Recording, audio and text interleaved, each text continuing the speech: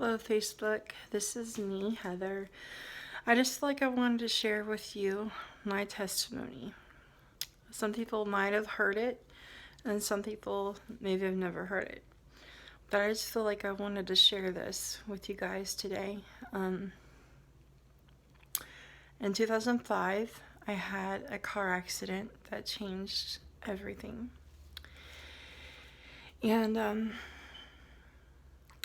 before I get into the story, I'll just share with you Psalms 116 down at verse 3.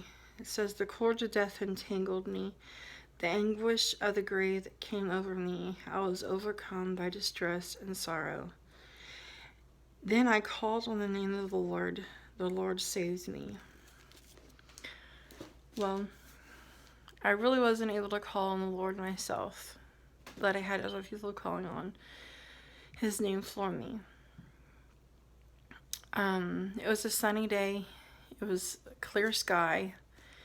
I was just driving down 122 with a friend of mine, and I don't know exactly what happened. I don't have any memory of it. I just know what I've been told was that there was an SUV coming the opposite side of the road, and he was pulling a pop-up camper.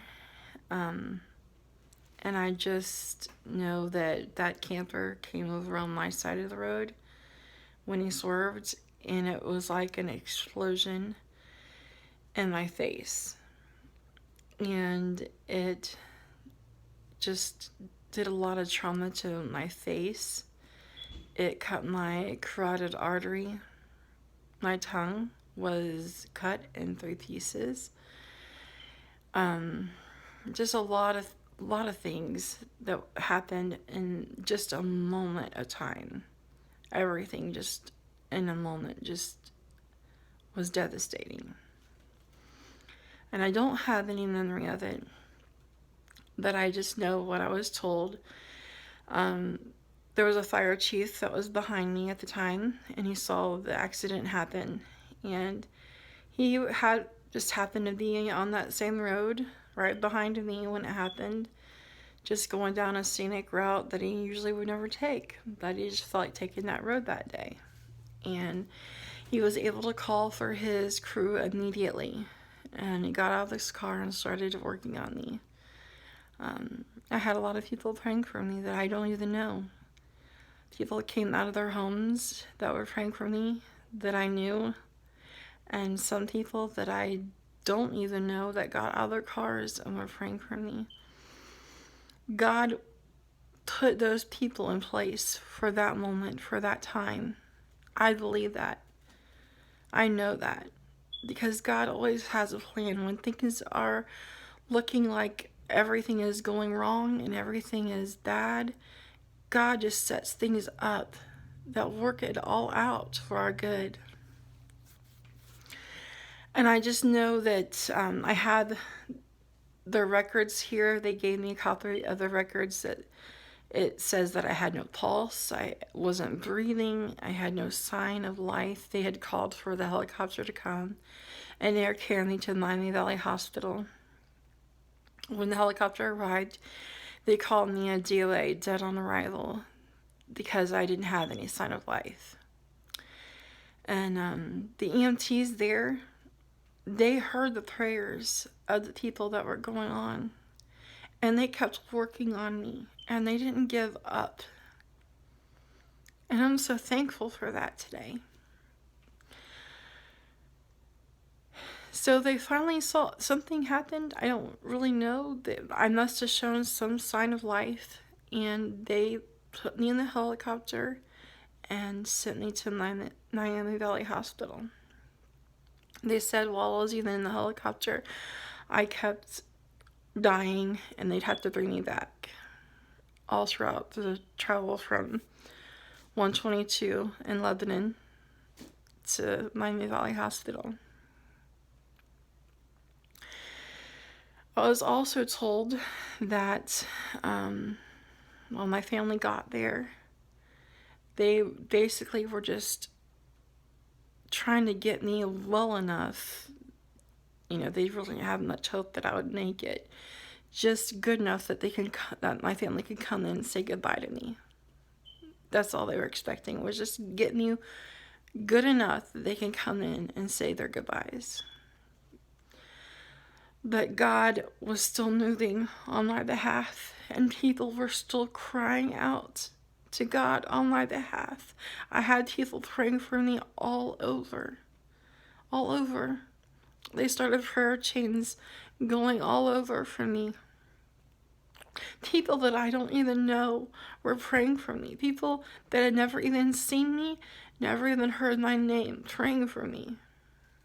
And that's how God works.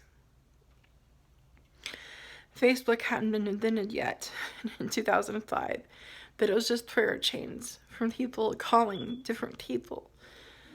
Pray for Heather, pray for Heather. And it was going around and people were praying for me. And I know that's what sustained my life, was the prayers of people.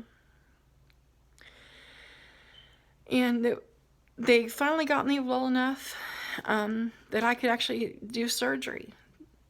They couldn't even get me to where I would stop bleeding long enough to do any surgery.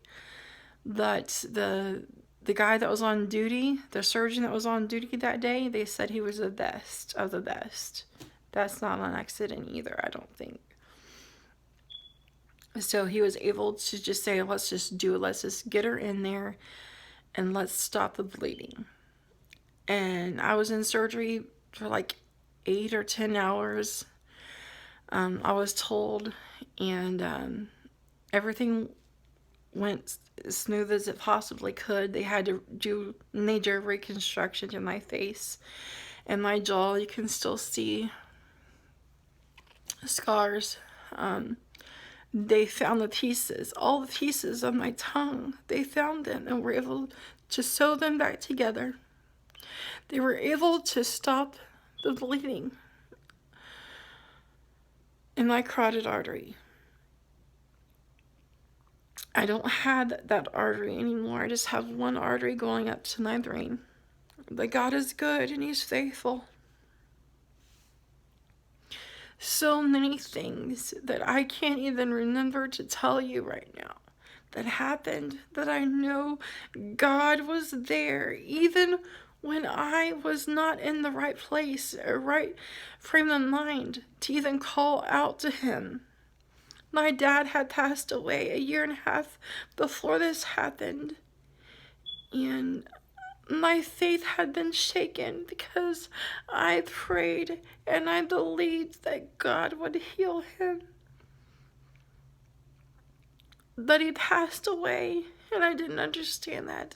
And I didn't understand a lot of things that were going on. But even when my faith was shaken, and even when I didn't have that faith that I used to, God still saw me, and He still loved me, and He still saw something that He wanted to save, something that He wanted to keep on earth. And I'm so thankful that I'm here today, and I could share this testimony, because God is faithful. God still does miracles. I am living proof that God still does miracles.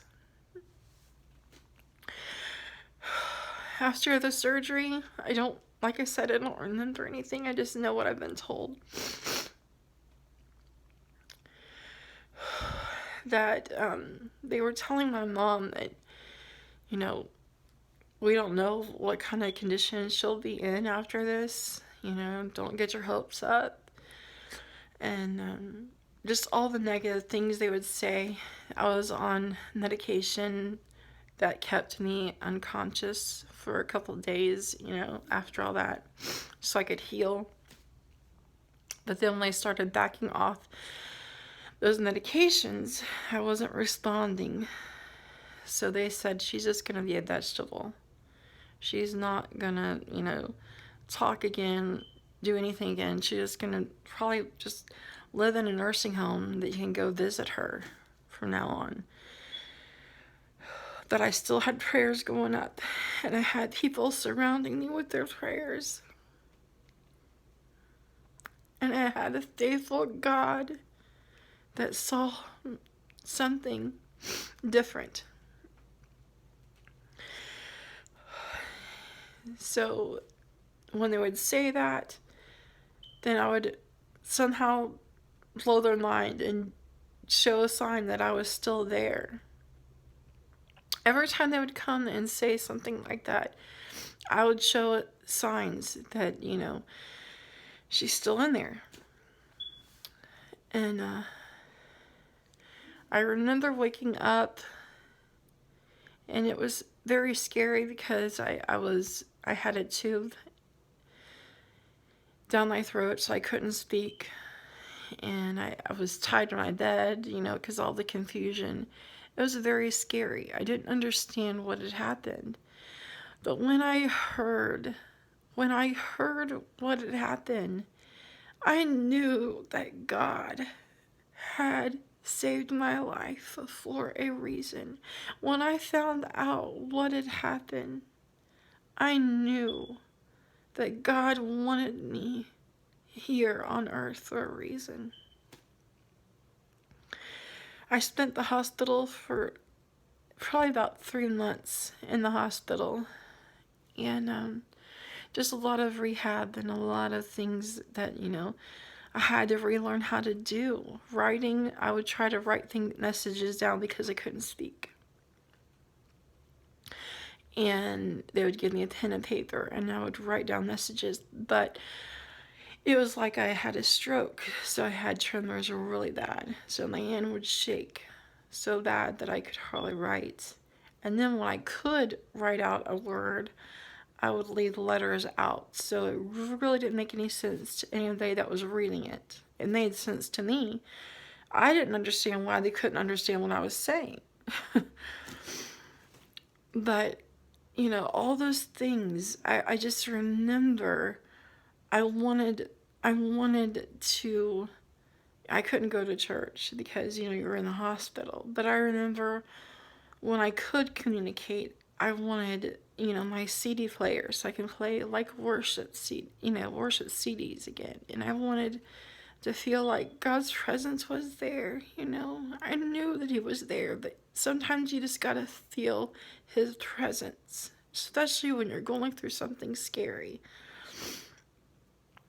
You just gotta feel that peace. And that's what I wanted. And I knew that God had a purpose for my life. And I knew that there was something more for me to do than what I had been doing. And I had to relearn how to walk again because I'd spent so much time in the bed. When I finally was able to get up and walk, I had to learn to do that again because I hadn't done it so long. It was like I had to relearn it all over again. And it just, the things that I took for granted, that I always knew how to do or was able to do, that I couldn't do anymore, I was thankful all over again just for the things that I could do now. And I'm telling you this story because I know that God still does miracles. God still does the same miracles that He's always done. He never has changed. He is still the same today, now, and forever. He never changes. So as scary as some of the stuff that we're going through right now, I'm telling you this to stir up your faith, to know that we serve a big God. And if you don't know Him like that, I pray that you do know Him like that, because there is nothing like it. The hope that you have, the peace that you have, knowing Him is beyond anything else that you'll ever experience. And I'm thankful today that I'm still here, and I know that God has purposed me to be alive for such a time as this, to be living during this coronavirus. so that I can stand and say, my God is able to do miracles. Don't be afraid, because God is still on the throne. God still is in control. And we don't have to fear anything. We only have our faith in Him, because He can work any miracle in our lives. And I just wanted to share that with you. And I hope that encouraged you, because that's what it's supposed to do. Our testimonies are like a testament, telling people what God did, but also saying God can do this again. God rose me from the dead. I was dead more than once. And I'm here telling you what God has done for me. So if God can raise me from the dead, what can He do in this situation? There is nothing He can't do. And I'm not saying that because I read it.